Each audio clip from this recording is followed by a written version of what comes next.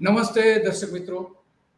આજે કાલચક્રના 16મા મણકામાં આપણે એક રાજકીય વાત કરવી છે.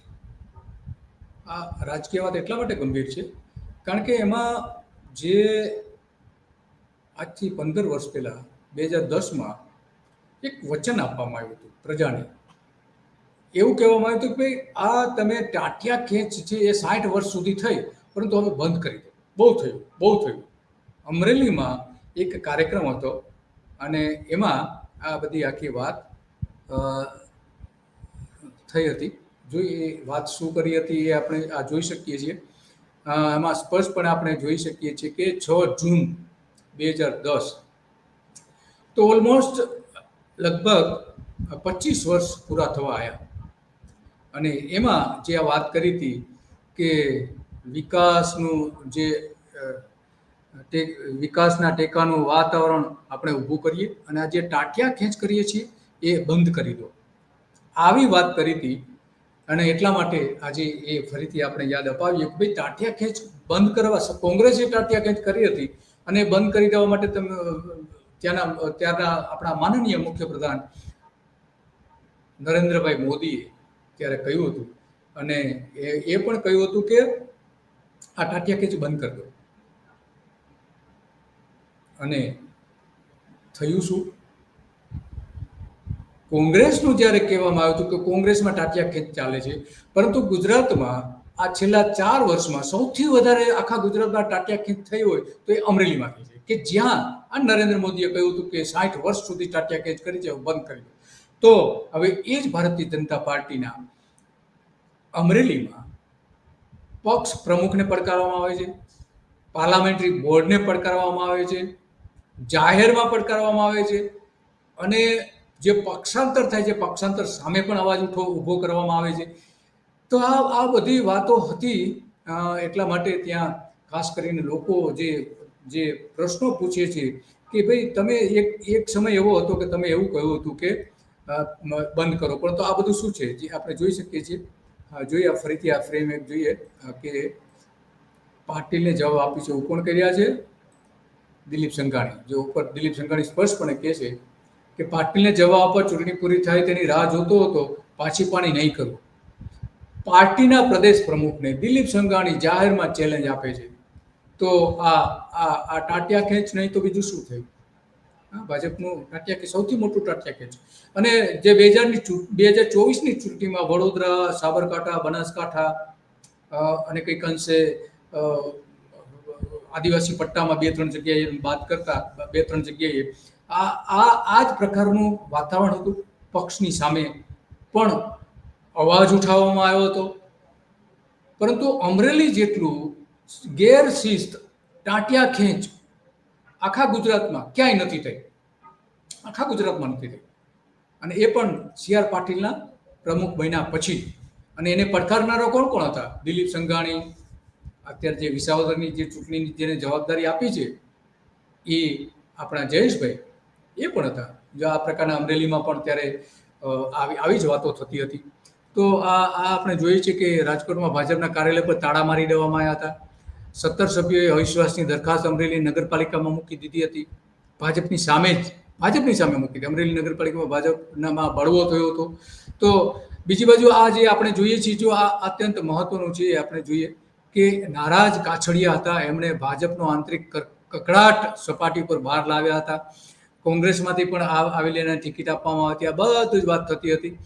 ઘણા બધા મજબૂત રહેશો અને પડતા મૂકો છો ઉપરાંતથી લઈને ખાસ મહત્વની બાબત તો એ કરવામાં આવી હતી કે ત્યાં કાછડિયાએ આક્ષેપ ભરત સુતરિયાએ વળતો જવાબ આપ્યો કે જે ઉમેદવાર હતા ભરત સુતરિયા, કે જે અત્યારે સંસદ સભ્ય છે, અને કાછડિયા ત્યારે સંસદ સભ્ય હતા ભારતીય જનતા પાર્ટીને, એને ટિકિટ નથી આપી અને એટલા માટે એ આ અવાજ ઊભો કરતા હતા એવું કહેવાતું હતું. તો આ પણ એક ત્યારે અને પાર્લામેન્ટરી બોર્ડનું પણ અપમાન કર્યું છે એવું પણ આરોપ મૂકવામાં આવ્યો હતો. ત્યારે આ રીતે વિરોધ પણ થયો હતો. એકબીજા જૂથો સામે આવી ગયા હતા. આપણે જોઈ શકીએ છીએ. એ જ સમયે આ બધું જ થયું હતું ત્યારે આપણે. અને એટલા માટે, અને ખાસ તો એટલા માટે હતું કે કોંગ્રેસના ઢગલા બંધ નેતાઓને ભાજપમાં પલટો કરાવીને લાવવામાં આવ્યા હતા. એની સામે મોટો વિરોધ ભરત કાનાબાર, કે જે ભારતીય જનતા પાર્ટીના અત્યંત મહત્વના અને નરેન્દ્ર મોદીની નિકટતાના અને નરેન્દ્ર મોદીને પણ કહી શકીએ છીએ એટલી એવી ક્ષમતા ધરાવતા આ કાનાબારે એવું કહ્યું હતું કે આ તમે પક્ષાંતર બંધ કરો, પક્ષના હિતમાં નથી, ભાજપમાં આટલા સારા કાર્યકરો છે તો કોંગ્રેસમાંથી શા માટે લાવો છો? આ જે રીતે લાવવામાં આવતા હતા કોંગ્રેસમાંથી, ત્યારે વિરોધ કરવામાં આવ્યો હતો. કોંગ્રેસના ભૂતપૂર્વ ધારાસભ્ય છે અને એને ભાજપના જ પ્રદેશ પ્રમુખ આ રીતે આવકાર આપી રહ્યા હતા, ત્યારે આટલા પ્રમાણમાં એનો વિરોધ પણ થયો હતો. તો આ દિલીપ સંઘાણી અને કાછડિયાની આ તસવીર છે, ભેટની તસવીર, બંનેએ ત્યાં પાટીલને પડકાર્યા હતા, નરેન્દ્ર મોદીને પણ પડકાર ફેંક્યો હતો. સીધું આડકતરી તો એને થયું ને, બીજું શું થયું? અને પાર્લામેન્ટરી બોર્ડને પણ પડકાર ફેંક્યો હતો.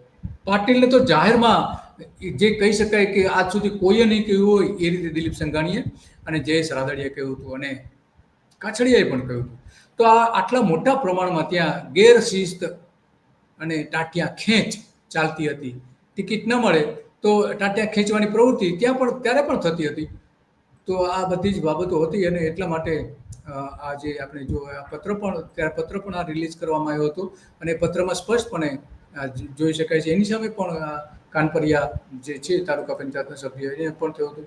અને છેલ્લે સૌથી મોટી જો ઘટના બની હોય તો એ ઘટના બની હતી એક યુવતીને જાહેરમાં પરેડ કરાવીને ભારતીય જનતા પાર્ટીના એક નેતાના ઈશારે બધું છે બનાવટી લેટર વાળામાં એ બારા પ્રવીણ કાનાબાર જે કહી રહ્યા છે એ સાંભળીએ આપણે. પૂછતા હોય તો કહું કે પોલીસે સમગ્ર ઘટના દરમિયાન જે દીકરીનો રોલ હતો પર્ટિક્યુલરલી, એ તો મને લાગે છે કે એક ઓફિસના સ્ટાફ મેમ્બર તરીકે એના ભાગે જોબ વર્ક તરીકે લેટર ટાઈપ કરવાનો એવો સેવો જ લાગે છે. એમાંનો કોઈ ડાયરેક્ટ રોલ નથી, કેમ કે કંઈ પોલિટિકલ પણ છે એની વ્યક્તિ. એટલે દીકરી તરીકે એને બધાની સાથે જાહેરમાં આવી રીતે ફેરવ્યા રિકન્સ્ટ્રક્શન દરમિયાન, અને બધા આરોપીઓ જ્યારે મોટો ગંભીર ગુનો કર્યો હોય દીકરીએ, એવી રીતે મને લાગે છે આમાં ચોક્કસપણે પોલીસ તંત્રે અતિરેક કર્યો છે. પોલીસ તંત્રની સક્રિયતા માટે પણ મારે કહેવું છે કે જે સક્રિયતા એણે આ લેટર કાર્ડમાં બતાવી, એટલી સક્રિયતા અમરેલીમાં દારૂ અને રેતીની ચોરીનું જે દૂષણ છે, જે કે છેલ્લા 3-4 વર્ષમાં ફાયલું છે ગંભીર રીતે, એનો અંકુશ લાવવામાં સક્રિયતા બતાવે. નવા એસપી પાસે મારો એ પણ આગ્રહ છે અને એ પણ એમને માટે મારી વિનંતી છે. તો આ પોલીસ એટલે સરકાર ને સરકાર એટલે પોલીસ, એટલે સીધા પ્રહારો તો સરકાર સામે જ થયા, ભૂપેન્દ્ર પટેલની સામે જ થયા, CR પાટીલને જ થયા. એનો મતલબ એ તો અને ડૉક્ટર કાનાબાર ત્યાં અમરેલીનું પ્રતિષ્ઠિત વ્યક્તિત્વ છે અને એટલા માટે એમની જે કંઈ વાત કરે એ અત્યંત ગંભીર હોય છે અને એટલા માટે તેના ઉમેદવારે શું કહ્યું હતું એ પણ સાંભળીએ. કાછડિયા બોલી રહ્યા છે. એ જે બોલે છે એ ખરેખર સાંભળવા જેવું છે ને અત્યંત ગંભીર છે. એ જે બોલી રહ્યા છે એ સાંભળીએ. મતદારોની નિરસ્તા, કાર્યકર્તાઓની ઉદાસીનતા અને ઉદાસીનતા અને નિરસ્તા એટલા માટે કે આજે તમે જે કંઈ કરી રહ્યા છો એ પાર્ટીથી ખરેખર કાર્યકર્તાને નારાજ કરી રહ્યા છો. આજે આવડી મોટી ફોજ આપણી પાસે છે. કાર્યકર્તાઓને નારાજ કરીને તમે ટિકિટ આપી રહ્યા છો. એ સંસદ સભ્ય હતા, એમને ટિકિટ આપી નથી અને બીજાને જે ટિકિટ આપી હતી એની સામેનો એનો કકડાટ છે. પાર્લામેન્ટરી બોર્ડ સામે પણ સીધા જ આરોપ થયા. એનો મતલબ એ થયો CR પાટીલને પડકારવામાં આવ્યા હતા, નરેન્દ્ર મોદીને પડકારવામાં આવ્યા હતા, ભૂપેન્દ્ર પટેલ, સીધી રીતે આ બધા જ પાર્લામેન્ટરી બોર્ડમાં છે. 3 વાર પાર્ટીએ મને ટિકિટ આપી, હું પાર્ટીનો આભારી છું, મને કોઈ રંજ નથી. પરંતુ તમે જે સિલેક્શન કર્યું છે ને કે તમે અમરેલીની 23 લાખની વસ્તી અને તમે 17.5 લાખ મતદારોનો દ્રોહ કર્યો છે. ભારતીય જનતા પાર્ટીએ દ્રોહ કર્યો છે. દિલીપ સંઘાણી હતા, મુકેશ સંઘાણી હતા, ડોક્ટર કાનાબાર સાહેબ હતા, બાબુભાઈ ઉદાણ હતા, હિરેન હેરપરા હતા, કેશુભાઈ નાકાણી હતા, કેટલા ભારતીય જનતા પાર્ટીમાં મજબૂત ચહેરાઓ હતા. તો તમારે સામાન્ય જે વાત ન કરી શકે, ગુજરાતીમાં પણ એક ઇન્ટરવ્યુ ના આપી શકે, જે બોલી ન શકે એવી વ્યક્તિને તમે ટિકિટ આપીને ભારતીય જનતા પાર્ટીના કાર્યકર્તાને તમે દ્રોહ કર્યો છે. એમાં મને કહેવામાં જરા પણ જેટલી શોખી નથી. તો એ દ્રોહ કર્યો છે એવું કહી રહ્યા છે. તો આ જે આખી વાત હતી ખરેખર અત્યંત ગંભીર વાત છે કે ભાજપનો દ્રોહ કર્યો છે ટિકિટ આપીને, ત્યાં સુધીની વાત કરી રહ્યા છે. અને આ બધું જ જે થયું એના કારણે મુખ્યપ્રધાને ત્યાં દોડી જવું પડ્યું હતું કે જે અગાઉના મુખ્યપ્રધાને એવું કહ્યું હતું કે ટાટિયા ખર્ચ કોંગ્રેસે 60 વર્ષ સુધી કરી છે એ હવે આપણે બંધ કરીએ, આપણે ટાટિયા ખેંચની જરૂર નથી. એ જ જગ્યા ઉપર જઈને આ બધો જે મામલો હતો, ભારતીય જનતા પાર્ટીના નેતાઓ અંદરો અંદર જે ટાટિયા ખેંચતા હતા એને ઠારવા માટે મુખ્યપ્રધાન ભૂપેન્દ્ર પટેલે ત્યાં દોડી જવું પડ્યું હતું. એ શું કહી રહ્યા છે સાંભળો, ભૂપેન્દ્ર પટેલ શું કહી રહ્યા છે કે કેટલી હદે ત્યાં ટાટિયા ખેંચ અમરેલીમાં ચાલી રહી હતી.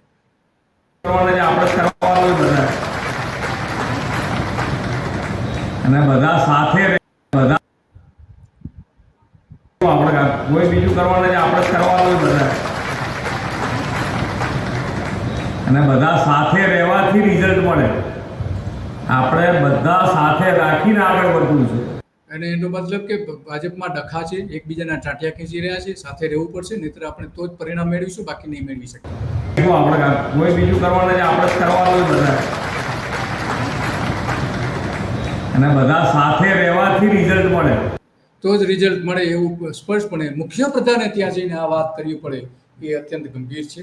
તો આપણે જોઈ શકીએ છીએ કે જે કંઈ ત્યારે નેતાઓએ આપણે વચન આપ્યા હતા ત્યારે એના બદલે કંઈક જુદું ત્યાં ચાલી રહ્યું છે. અત્યારે આ જે એ સમયે જે વચન આપેલા હતા એ આપણે જોઈ શકીએ છીએ. તો આ વાત હતી કે નેતાઓ જે વાત કરે છે કંઈ અને કાલચક્રમાં થઈ જાય છે કંઈ. એનું સીધું ઉદાહરણ છે. એક બાજુ કોંગ્રેસને ગાળો દઈને એવું કહેવામાં આવે કે તમે ટાટિયા ખેંચ કરતા હતા, હવે ભાજપ જ ટાટિયા ખેંચ કરી રહ્યું છે. તો કાળચક્ર જે ફરતું હોય છે એમાં ઇતિહાસ રચાતો હોય છે. ઇતિહાસ સારો પણ હોઈ શકે છે અને ઇતિહાસ ખરાબ પણ હોઈ શકે છે. તો આ એક કાળું પન્નું છે ગુજરાતના ઇતિહાસનું, અને એ આજે બતાવવું જરૂરી છે, કારણ કે આપણા નેતાઓ જે કહેતા હોય છે એ પ્રમાણે થતું નથી. આ આપણે રાજકારણમાં જોયું, આ અમરેલીનું મોટું ઉદાહરણ છે. તો આજે આટલું જ હતું, અને કાલચક્રમાં તમે સતત જોતા રહો. અમે રોજ સવારે 9 વાગે આપીએ છીએ, તમારી સમક્ષ હાજર થઈએ છીએ. આજે પણ આપણે સવારે 9 વાગે આ કાર્યક્રમ આપણે જોઈ રહ્યા છીએ. તો તમે કાર્યક્રમ રોજ સવારે જુઓ. આવા જ મુદ્દાઓ એક પછી એક, કે નેતાઓ શું માને છે, નેતાઓ શું કહે છે, એ બધી જ બાબતો આપણે રજૂ કરીએ છીએ. અને ઇતિહાસના પાનાઓ કઈ રીતે બદલાય છે, કાળચક્ર કઈ રીતે ફરે છે, એ બધી જ આપણે વાત એમાં કરતા હોઈએ છીએ. નમસ્તે.